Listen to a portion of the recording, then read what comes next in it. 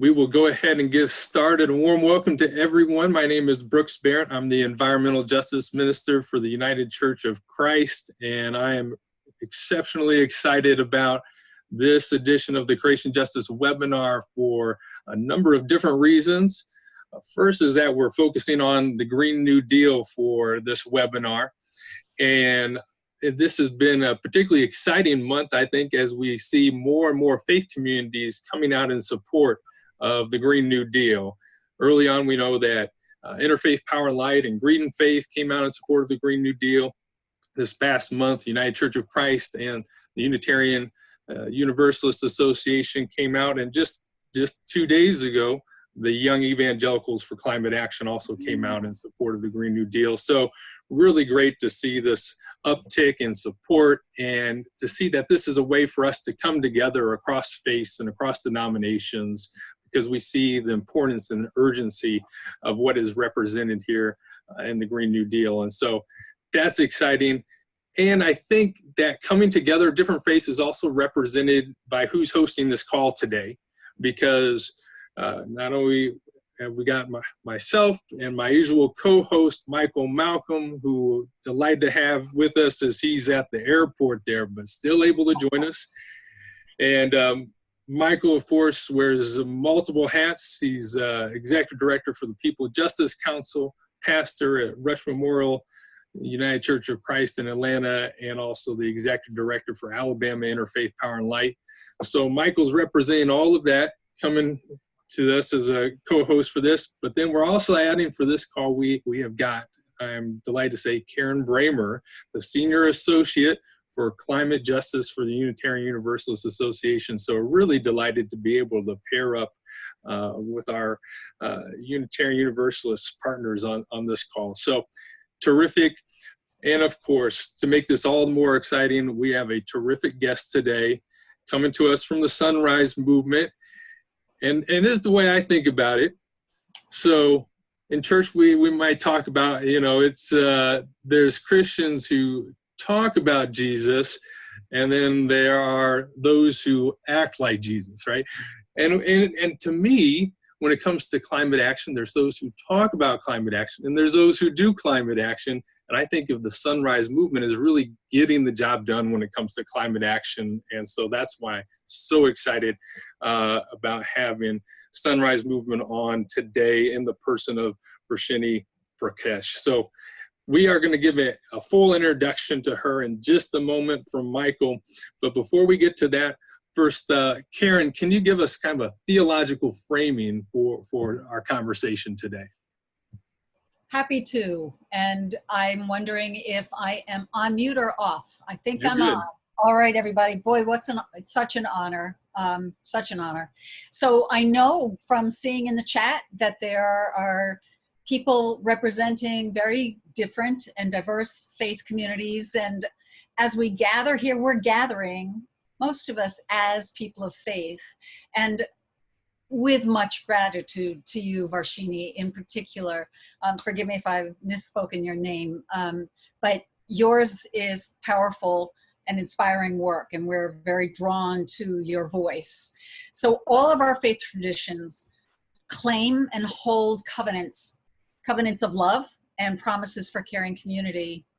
And we name our sources of life and love differently in our various denominations and faith communities, but we all commit to the source and the ideals that reach way beyond our own self-interests and that of our families and congregations. So there have been in each of our histories of our faith traditions times when we've been challenged, really challenged, called to stretch beyond comfort, stretch beyond what it means to be a good person of faith, especially in times of tragedy and when the shadow of evil and ignorance overwhelm, times like now.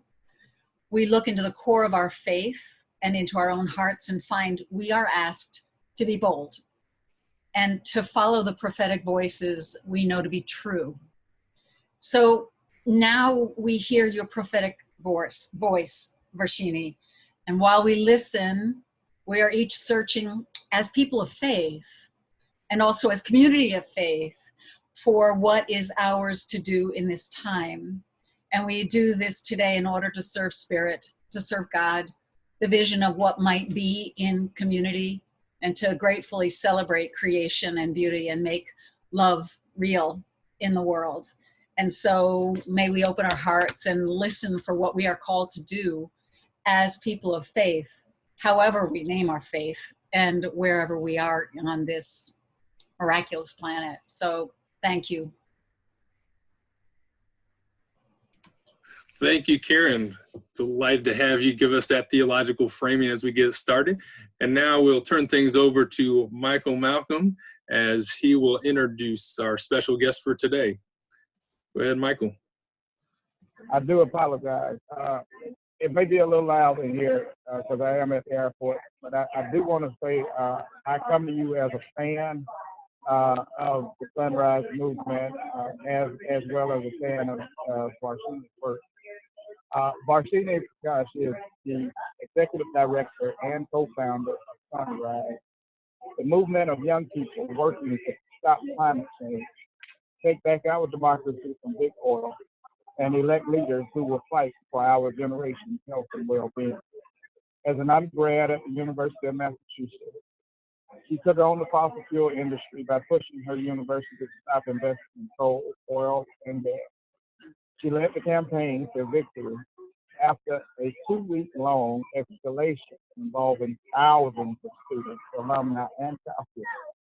Varshini has been a leading voice for young Americans, including last fall when she helped lead a mass demonstration for the Green New Deal that went viral and put climate change on the map of the country.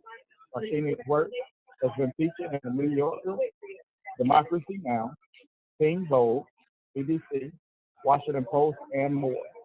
She was recently named to the GRIS Top 50 Fixers for people pushing up the boldest, most ambitious solution to humanity's biggest challenge. Varshini currently lives in Boston, Massachusetts. Thank you, Varshini. Wow, thank you so much for that incredible introduction. I really appreciate it, Michael. I really appreciated Karen and Brooks as well. Karen, that was just deeply grounding and exactly what I needed in that moment. So thank you for providing that introduction as well. I apologize if it's a little bit loud where I am. I'm actually at the Netroots conference in Philadelphia right now. And if it's too loud, I can move my mic up to my mouth and hold it there. But just give me a shout if that's true. Again, my name is Varshini Prakash. I'm one of the founders of Sunrise. I currently serve as the executive director, and I feel really blessed to be with you here today. I am a little bit, I'll admit that I'm coming a little bit emotionally to this call right now. I have a lot of friends and family, movement family in New Orleans, and have just been watching how that city is already underwater, seeing that the storms are coming or have, the beginning rains have hit, and I'm just feeling more than ever the moral call and that the urgency of this moment. So if it would be okay to take 30 seconds for just a moment of silence for our family in New Orleans, I know thoughts and prayers can only go so far. We all know that, but just to hold them in our hearts for a second, that would mean a lot to me. So just 30 seconds. Thank you.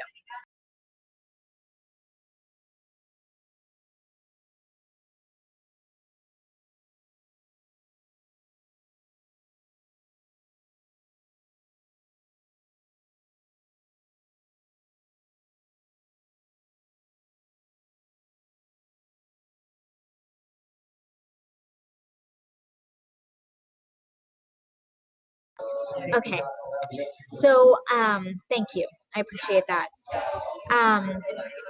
So I want to start a little bit. Folks asked me to speak for 10 to 15 minutes just about Sunrise, how we came to be, where we're headed, and some of the victories that have happened over the last 8 months, really, as the Green New Deal work has skyrocketed. And then we'll open up for questions, and I'd love for this to be more of a discussion for the latter half of the conversation. But I really came into the climate work out of for personal reasons. I'm based in Boston, Massachusetts. I live in East Boston, right near the airport, a place that is going to be underwater in mere decades if we don't do something about it soon. I'm from Boston and I love Boston and call it my home, but also I'm the child of two South Indian immigrants.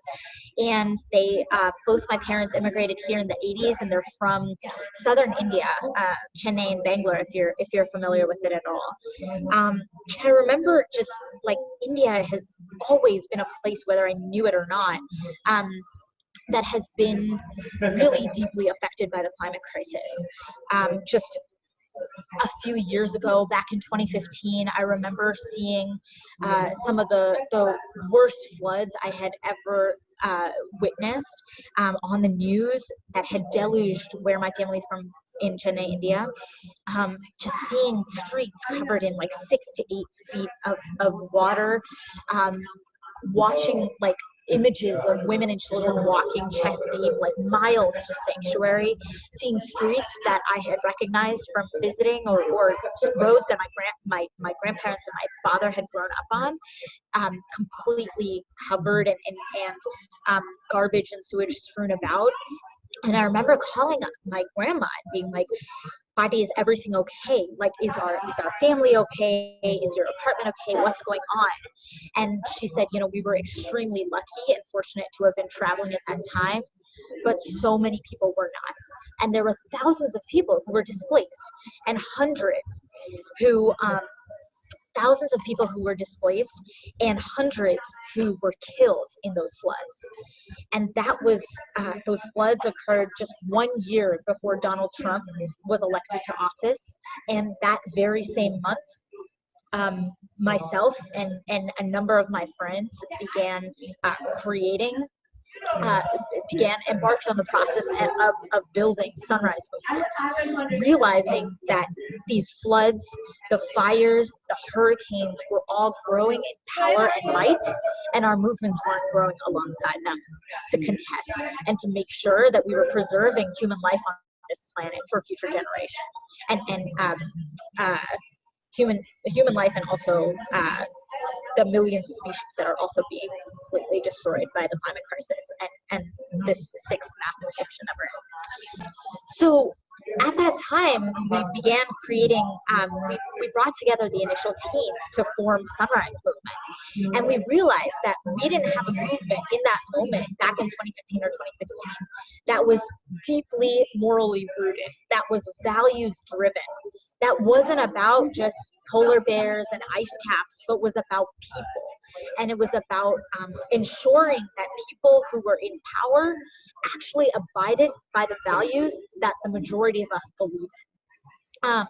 We noticed that our movements weren't capable of connecting and noticing the interconnections between all of our issues, whether it's immigration, whether it's economic justice, racial justice, or climate change. We realized that our movement was fully incapable of being able to go to scale. And that right now there were millions of young people who were worried about the climate crisis but didn't have a political vehicle to be a part of. So knowing all of that, we began going on the process of building out Sunrise Movement. And we launched in 2017 with a 4-year plan, a strategic blueprint to build people power and political power to make climate action rooted in racial and economic justice a priority in our nation for the very first time. So during this period, we also studied, historical and contemporary movements like the Occupy movement, civil rights, Black Lives Matter, immigration justice movements, and more to learn, how had we achieved the socioeconomic transformations that we need to achieve to stop climate change moving forward. So over the last 2 years after we launched, we ran campaigns to get politicians to stop taking money from the oil and gas executives and lobbyists who are jeopardizing our future. We trained and organized thousands of young people, putting them through really intensive leadership development training so that we didn't just create organizers that knew how to do some of the basic skills of community organizing, but who were deep deeply politically educated, deeply trained, and also receiving like leadership development skills to be able to be the next generation of climate leaders that we're going to need to carry this mantle forward for decades to come. We have worked to elect climate champions to office. We worked on the campaigns of Alexandria Ocasio-Cortez, Rashida Tlaib, Ayanna Pressley, and you know, several others who also unfortunately didn't make it to success, and also a lot of folks on the local level as well. Some of the most recent sweeping victories that we saw in New York State in the last few weeks were actually because of candidates at the state level that Sunrise members had knocked on tens of thousands of doors for. And we also, I think, are probably most famously known for supporting the Green New Deal effort. So all throughout 2018, we ran this mass youth electoral engagement program where we contacted 250,000 young voters in 5 key political states. We trained up this deep bench of organizers, and we conducted demonstrations, actions, and more that were really working to get the story of the climate crisis and bring its urgency into the public discourse as quickly as possible.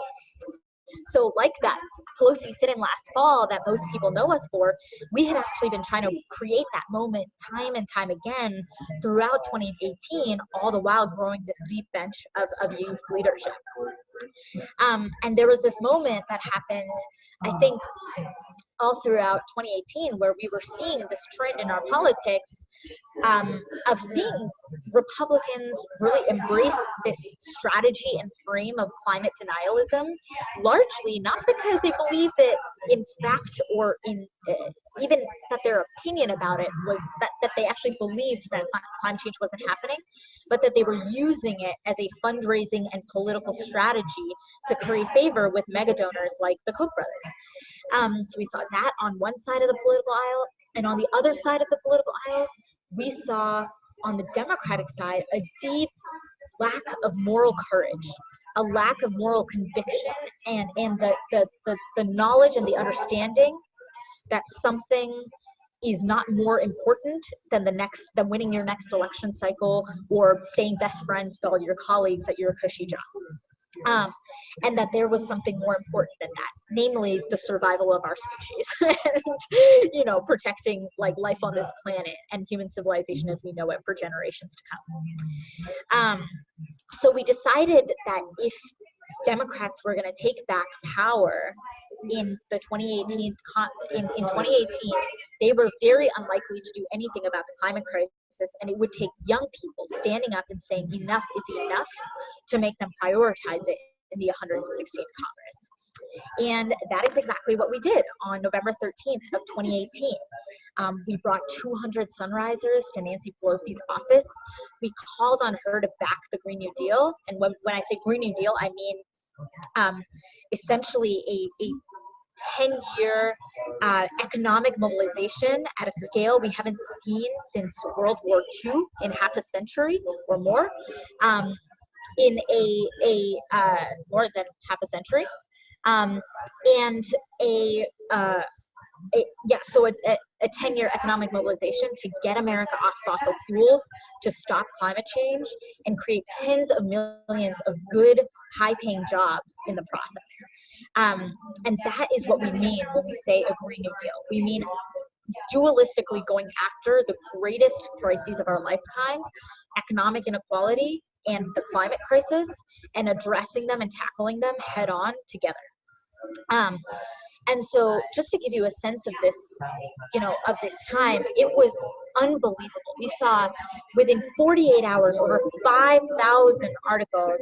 Not only took action once, but we came back 3 weeks later with 1,000 young people, 4 times as many more people that we had on November 13th. And we held 46 simultaneous lobby visits, 3 simultaneous sit-ins. We were led by a contingent from the, you know, states like Kentucky and Michigan and Pennsylvania that have often been like borne the brunt of fossil fuel extraction. we saw just like thousands of young people across the country take action in their local communities, pushing their politicians to care about the climate crisis and to back things like the Green New Deal.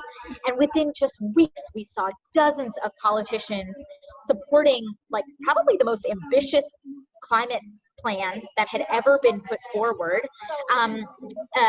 you know, at the federal level. And we saw like a numerous presidential candidates supporting it and more. So extremely exciting work.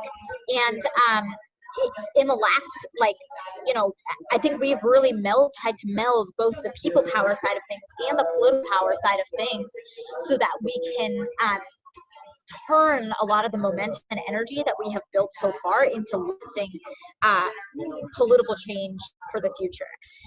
So just to give you a sense, over the last few months as well, we've grown from just having 20 local chapters to having over 240 in almost every single state in America.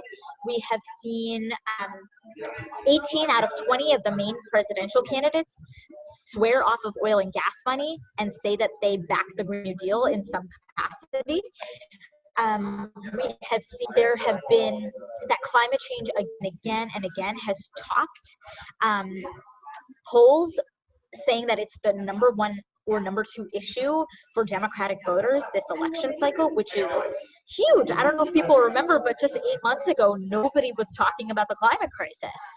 And so we've seen these tremendous victories, and at the same time are also very cognizant of how much we still have to grow, how much power we still have to build, and, you know, seeing all of this stuff go down in New Orleans, seeing the tremendous travesties that are taking place at our border, realizing that Trump's immigration policy is his climate policy. This is what climate policy looks like under a fascist government.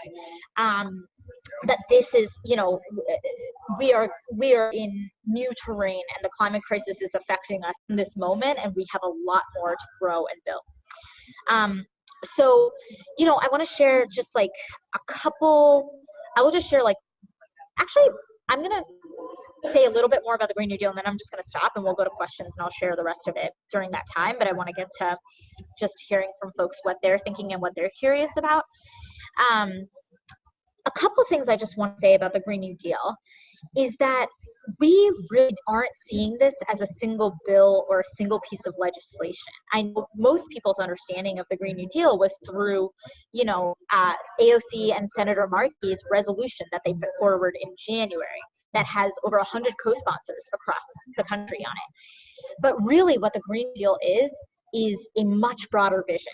It is an economic vision for the 21st century. It is about actually an indictment of and a departure from the last 40 years, this economic worldview that has created winners and losers, that has led to the most rampant wealth inequality and the greatest wealth inequality that we've seen in a century. That is deeply hurt, particularly communities of color and working people and women, and that is growing more and more untenable every single day. So the Green New Deal is not just about one bill or piece of legislation. It is going to require hundreds of pieces of legislation at virtually every level of government. And it's not just about environmentalism or carbon in the atmosphere or parts per million. This is a socio-economic project that touches virtually every sector of society, whether it's agriculture or buildings or transportation. It's everything. It's like how we get from A to B. It's how we eat our food. It's where we live. It's how we treat one another.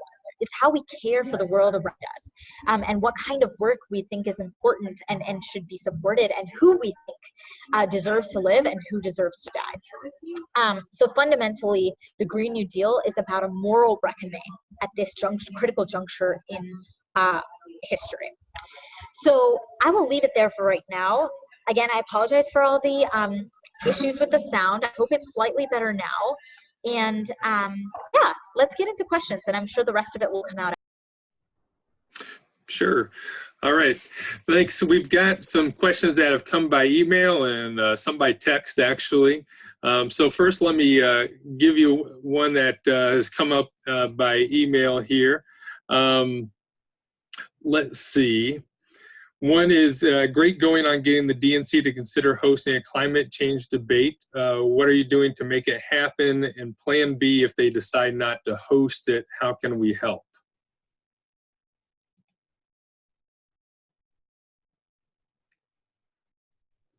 Any thoughts on that? Awesome. Yes, absolutely. Thank you for this question. For those of you who might not be following, we have been joining the cry for a climate debate to push these, for the last, ever since our generation has been alive on this planet, we have seen the issue of climate sidelined in every single presidential debate. I think it was talked about less than 2% of the time in the 2016 debates, and not a single question was asked about climate change in the general election debates, which is preposterous. And I think that, so we are saying that if the Democratic Party understands that this is an existential threat, they need to treat it like one. And they can't just call it an emergency. They have to talk about it and talk about plans for how we're actually going to avert crisis. So over the past few weeks, we have been sitting out at DA headquarters. We have been rallying thousands of young people to get online to share their story on social media about why they need and why we want a climate debate. We have been putting pressure directly on like Tom Perez and the DNC and pushing presidential candidates to also call for a for a climate debate as well. And we saw, climate change got a total of like 6 minutes each day of the first, so it doesn't sound like it's going to be significantly better than last time. This is like the greatest existential threat of our lifetimes. It deserves air and space, airtime and space. So this week we are ramping up our calls on the DNC. The DNC is planning to vote because of our efforts and because of like thousands of people like you. The DNC is actually putting the issue of a climate debate to its delegates for vote in August. So we have about 1 month to do some rapid fire organizing and get thousands of people to add their voice to this call for a climate debate. So we are going to be pushing for young people across the country and people everywhere to take action at DNC headquarters across the nation. So this week there are going to be dozens of actions and escalations at DNC headquarters far beyond DC. If you want to join that call, you can go to sunrisemovement.org/climate-debate. You can also just go to sunrisemovement.org and you'll see it right there. We need you to call your congressperson and ask them to support a climate debate. Get in touch with any of the presidential candidates that haven't supported a climate debate yet and get them to back the call as well. You can do that on social media or calling directly if you're able to. We need folks to show up in body and join an action near you, which you can do on our website. And we're just going to be ramping up the pressure over the next month. I would say, if I'm being fully honest with you about how what we're going to do after if they don't call it for it, we're not entirely sure. And we have this small window of opportunity. We're going to throw everything we have at it. We are thinking about potentially having other people host a climate debate so that we can still have one, even if the major news networks and the DNC refuses to. We're thinking about potentially partnering up with other organizations as well. So, and also I don't know if the UCC more broadly has joined the call for a climate debate sort of officially, but I think that would be great to do as well, and local churches as well. So yeah, that's what I'd say. Great. Well, I'm sure. And I can provide the information for how to do that. Yeah, awesome. And I will, if we can, we'll try to find that link so that people can join local actions. That'd be great. And of course, we want to see how we can plug in as faith communities. And there's always maybe a faith community that would be willing to host a climate change debate, right? So that would be awesome to plug into that in whichever way. We've got some more questions here. that perhaps you can see, but I'll read them out loud here. So the first one is, how can citizens' initiatives at the state level, either for legislation, amending state constitutions, or both, advance the broader goals of the Green New Deal? And how do we center these efforts in justice, equity, diversity, and inclusion? Yeah, this is a super important question because I actually think we've seen a lot of movement on the states just in the last 8 months alone. Two examples I want to talk about are actually really relevant to Sunrise. So in Maine earlier this year, they passed one of the first state Green New Deal plans through the state assembly and the Senate, which was monumental. And the state assemblywoman who created and brought together coalition is a young woman named Chloe Maxman, who I organized with in college on the fossil fuel divestment, in the fossil fuel divestment movement. And she's like 26 or 27 years old, flipped a red district blue for the first time in American history earlier this year. She brought together the state AFL-CIO and a number of labor, racial justice partners, and more to create the statewide Green New Deal, and was able to pass it just a few weeks ago, which I will say I did not think would happen just 8 months after all of this national momentum had been built. So I think it's a prime example of how actually, we can bring lots of different coalition partners to the table, especially if we start like right away. We can, and the way in which the movement moment is actually fueling energy to the politicians and the political realm and vice versa. Another great example of it is actually the Climate and Community Protection Act that was just passed in, I guess now it's the Climate Leadership and Community Protection Act because of Cuomo, was just passed in New York State, where Sunrise movement and I will say Chloe Maxman was Sunrise endorsed and supported, but also in New York State, Sunrise knocked tens of thousands of doors for state Senate candidates who actually flipped the state Senate from being controlled by Democrats that caucused and voted with Republicans to being controlled by majority Democrats that wanted to do something about the climate crisis with urgency. And so this was really fantastic, and we saw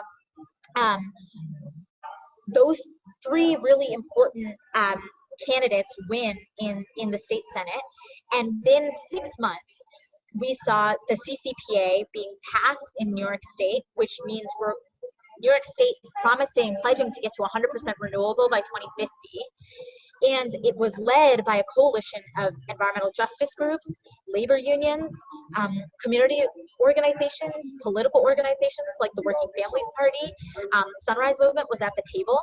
And it was this really incredible moment, again, of seeing how when we elect people who are movement candidates to office, there is a really tremendous opportunity to then pass the kinds of legislation that we can push from the outside as as movement, as advocates and organizers. So those are two really fantastic examples. I think we have to keep pushing at the state and local level. I think we can also get creative about it. At this conference, I just got in touch with a young man who is the hub coordinator for our Sunrise Berks County hub in Pennsylvania. And they are working to elect city councilors who will shut down the largest immigration detention center in Pennsylvania, because they see the immigration issue as so deeply intertwined with the climate conversation as well. So I think that there is a huge, a lot of the way that this happens is through our chapter infrastructure, which we call Sunrise Hubs. As I mentioned, we have over 240 across the country. I think it would be fantastic for whatever institutions and organizations you're a part of to link up with Sunrise Hubs in your area. And you can find out where they are at sunrisemovement.org. If you just click on the Hubs section, there's like a big old map with a bunch of them. And just type in your zip code. And this is one of the greatest ways that we can actually team up and bring people together rather than necessarily doing the same thing all at once in the same organization. We can actually link arms and work together on cross-cutting issues in our local communities. So those are some of the like stories of victory, and most of those things were led by grassroots organizations that were working in concert with a diverse coalition of others that were able to eventually pass like state and citywide or state policy. I could like go on forever about the places where all of this is taking place, but you know, it's like Minnesota, Seattle just launched a citywide Green New Deal campaign, Santa Fe, New Mexico, like, you know, a million places. Awesome. Thanks for that. Those replies. So we've got a question here specifically about organizing that's being done in relation to the September youth strike and how adult allies can help. And then there's another question generally about adults plugging in. You know, obviously we appreciate young and youthful leadership being front and center, but that's a question that's also popping up is how the older adult population plugs in. So if you'd like to address those things, that'd be great.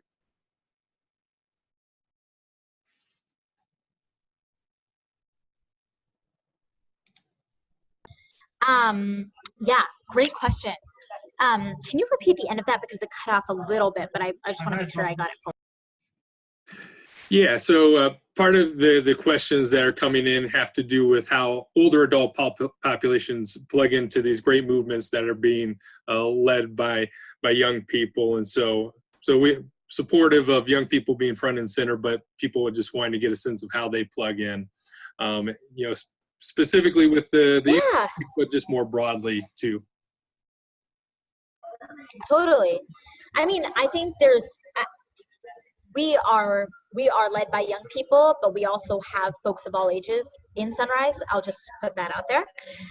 We also are, you know, I think we understand that this has to be an intergenerational fight, and we don't in any way think, we know that young people have historically been at the vanguard of these movements, and that oftentimes young people need our own spaces to really develop our leadership and our voice, but that we need people from all generations to actually, you know, get this shit done. And so I think for me, what I would say is if you are, I think like encouraging young people in your life that you are in relationship with, whether it's like grandchildren, you know, sons and daughters and children and all of that, to like actually get involved with movements to make it easier for them to do so, maybe writing them some excuses for their strike participation and like encouraging that participation and really nurturing it, I think is a huge thing that makes a big difference for our young folks. I think that like actually, you know, bringing your institutions that you are a part of alongside us when we make calls for taking action at immigration detention centers, or when we make calls to show up at the DNC headquarters. I think there's great power in just operationalizing the endorsement that you all did just recently. That was so tremendously exciting. Is just finding every opportunity for your members to actually link up and join our movements, and not feel like you have to be on the sidelines because you don't identify as young or whatnot. We always say our movement is for the young and the young at heart. So I hope that makes it accessible to everybody. So I don't know if there was something more specific about that, but I just think like, you know, really showing up with like, and having the conversations within your organizations about how you all can actually walk the walk around addressing the climate crisis, what it actually looks like to put your bodies and your minds and your brains on the line and like throw your full selves into dealing with this crisis. We only have, you know, for those of us who are, I think about some of our members who are like 10 and 12 years old, like literally by the time they go to college, their fate may have been sealed on this issue. And that is, we're really operating with a lot of urgency. And so I think like injecting some level of urgency into our elder, our elders and folks who've been around for a while and have seen a lot of the like historic trials and tribulations will be really helpful for us as well. Great. So we've got some other questions that are hoping to get a deeper dive into kind of very specific. So around the Green New Deal, we've had one question about, if you could say more about the plan for sustainable economic development and job creation. Along those same lines, we've also had somebody writing in from the Rust Belt, kind of trying to figure out what the Green New Deal would mean for the Rust Belt specifically. So maybe some thoughts along those lines. Yeah, I can speak sort of loosely to it, and then I welcome more directed questions afterwards as well. Look, I think that for so long, the conversation about climate change and the solutions to the climate crisis have been so centered on taking things away from people, or about like a personal sacrifice, like you can't drive your car, you have to pay more, talking about taxes and fees and things like that. I think what's exciting about the Green New Deal to me is that it is one of the first opportunities that we have to talk about climate change in terms of giving something back to working people. And it is one of the first moments that we have where we are able to, I think if we play this moment right, we are able to forever destroy this false dichotomy of jobs versus environment. That we can actually invest in ourselves as Americans, that we can invest in a global economy, that we can create millions of good jobs, and we can also protect our environment and save our planet for the future, all the while. So I think that's one thing that I really want to hit home. And I think that, like, in many ways, we are seeing folks across the Rust Belt really pick this up. We have seen right now in Detroit, which was once manufacturing capital of the nation, we are seeing people figure out how they can create a Green New Deal for Detroit, and how we can actually, in one of the most robust manufacturing cities in America, how there's been such deep disenfranchisement and deep disinvestment over years. Like, how could the Green New Deal be actually an opportunity to revitalize that community and put millions of people back to work who lost jobs through automation and because of globalization and more. So I'm really excited. I actually think that there's a huge opportunity there. And what we're seeing is that a lot of people, in almost every community across America. I went on this Road to the Green New Deal tour, and I stopped in Iowa, I stopped in Kentucky, I stopped in Michigan, I stopped in Pennsylvania, and every single place you go, there are people fighting and who are excited for the first time about climate policy with the Green New Deal, precisely because of this reason. So I think, I'm not really an expert on sustainable economic development. I don't really think that I'm like your prime target, probably, if you want to nerd out about that. But I think that this is a huge opportunity for us to look back at the moments in history when we have had the greatest economic productivity, whether it was like the New Deal, whether it was around the World War II economic mobilization, and to say, we have done this before, we can do it again. Awesome, thanks. And I think we do have an attendee who's connected to people that want to nerd out on that issue. And so if we find some links, we'll share some links on that. So it's be great. Well, I would also, I'll give you a name. If folks have heard of New Consensus yet, they are a new policy think tank that has been giving a lot of wings to like policy heft, essentially, to AOC's plan.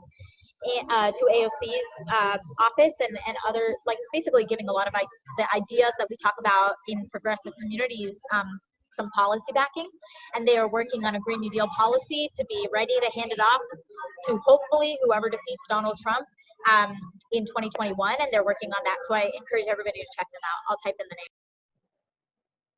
name. Great, thank you. And then switching back to another issue that someone would like a deeper dive on is how you see connecting immigration policy and climate justice. If you could elaborate on the connection and linkage there, that'd be great. Yeah, these things are deeply, deeply connected. You know, I just like, I heard this really crazy figure the other day, that I think the totality of migrants recently that moved because of the Syrian refugee crisis was 1 million people. And that's a lot of people. And scientists are saying by mid-century, there may be well over 150 million climate refugees. By mid-century, that's 2050. And if we think about the ways in which, you know, white supremacy and this nationalistic identity has really evolved at this exact same time as we're on the brink of climate breakdown, I think it's really clear that we cannot, you know, like if we have 150 million climate refugees in the world, like that is virtually untenable with the current socioeconomic fabric of the world. Like it will break down. It can't withstand that kind of pressure. And we will just see the like increase of the sort of like fascistic reactions to the migration crisis that we're seeing at the U.S. border, that we're seeing, you know, offshores in a lot of these Western countries, and wealthier nations like Australia, like, you know, vast parts of Europe as well. I think for me, when I look at the situation at the border, I think about that as that is a Trumpian climate policy, is that in moments when we have fueled a crisis that has led in part to the reason why people are migrating from Honduras, from El Salvador, from so many of these countries in Central America, and then when they come to our border seeking sanctuary, we lock their children up, we separate their families, we threaten to deport families who have been here for a decade or longer. That is, you know, that is the very world that people were warning us about 30 years ago. It's playing out, and I think we haven't narrativized, we haven't figured out how to actually narrativize the connections between immigration and climate in a really significant way. I think we're trying, like I think Sunrise is trying to work with immigrant justice organizations like United We Dream and Cosecha that are organizing a lot of young people on this issue to figure out how we can not just educate our bases about these issues, but actually throw down together through direct action, through training and mobilization. But I think it's really, you know, it's a question. We're at a crossroads right now of when we see when the climate crisis occurs, will we be practicing a politics of peace, of love, of welcoming, and of sanctuary, or are we going to practice a politics of hate and exclusion and violence? And I think that is a real crossroads that we're at right now. Great, thanks for addressing that. Couple more things that have popped up in here that we might have a chance to get to if we've got enough time. First is a question if you have any thoughts specifically on current legislation like the Energy Innovation and Carbon Dividend Act. Do you see that as part of that raft of legislation that could be a part of the Green New Deal? I know there's been some debate over related items. What are your thoughts there? Yeah, I mean, my general feeling about it is that I think it's part of the broader, I think it's part of a broader package. We just have to be really clear about what it will take to actually stop the climate crisis. And I think it has to be a society-wide overhaul of every part of our economy if we're going to make it happen. The other thing I will say is that, you know, we are currently witnessing right now in Oregon, I don't know if there are any members from Oregon here, but there is an armed working class resistance to a cap and trade policy that is taking place right now in Oregon, where members of the state legislature who are Republicans literally ran away from a vote in protest and and went to Idaho to avoid protesting on a cap and trade bill and are being lauded as heroes. And the reason, because I think people are frustrated that the costs of the climate crisis are having to be borne out by the middle and working class people who have seen their wages stagnate for decades of time and haven't been culpable really for creating a climate crisis when we see a handful of corporations literally getting away with murder and making a huge profit in the process. So I would say I think we need to think about also like if we want to get voters in the Rust Belt, if we want to get people who have consistently felt left out of sort of like environmental elite solutions to the climate crisis, how are we making this about economic justice and economic mobility and boosting our economy and economic productivity at the same, and talking about the things that matter to people on the day-to-day, clean air and clean water, having a job, having health care that's not tied to your employment. How are we communicating about these issues in such a way that people feel like the climate crisis, they see themselves in that fight too? So that's just to say, I don't think it's a silver bullet. I think it's part of a broader package. Great. Well, thank you. I'm realizing we're coming up to our final 3 minutes here, and so there's a few questions we didn't get to, but I think we covered a lot of great ground. I think just with this final couple of minutes, if you could kind of, our tradition on these webinars is to end with a call to action, and so I wonder if we can dialogue that out so that we can think together on what's a great call to action here. So the way I'm thinking about it here is that each of us kind of operates in our own ecosystem, right? And we're in our faith communities. We've got our green teams, our justice committees. We've got, if we're clergy or faith leaders, we've got pulpits.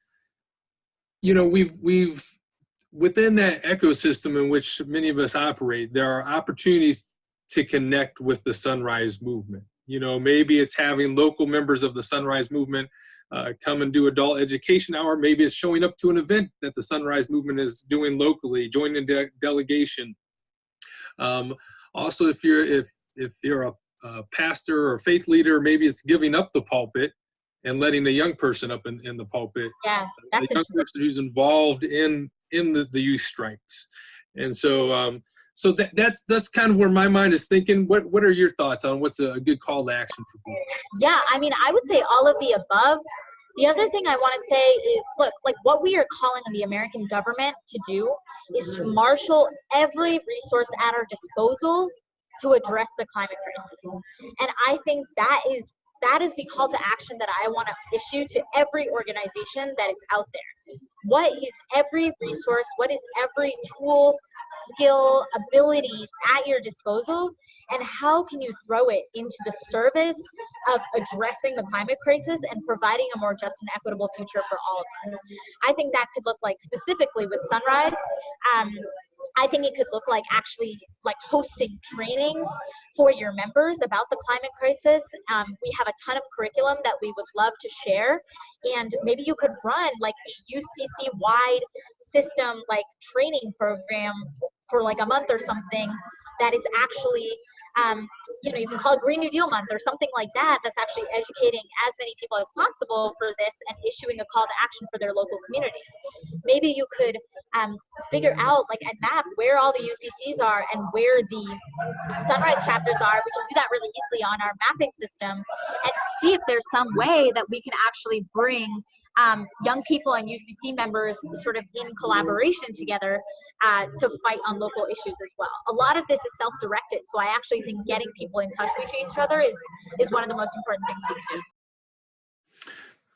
do. Great. Well, that's I loved all of your ideas. I think definitely want to follow up with you about that idea of trainings and how we can get some trainings going. That would be terrific.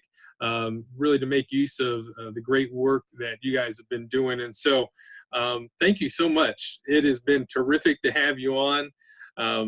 We realize there's been audio challenges, but you know, someday, somehow, in the promised land, all those will disappear, right?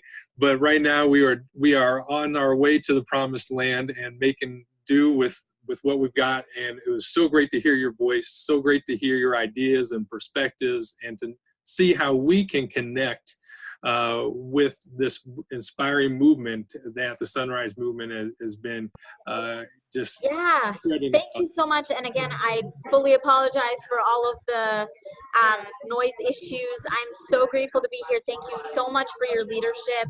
Keep fighting, fight the good fight. We got your back, and we know you have ours. And yeah, I'm really excited to continue working together, and hopefully maybe we can do this in person someday and there won't be audio issues. Awesome, awesome. All right, thanks so much. And to all of our attendees, we will put this together on a YouTube video. All of the links that have been offered and shared and mentioned, we'll put that together in an email too as well.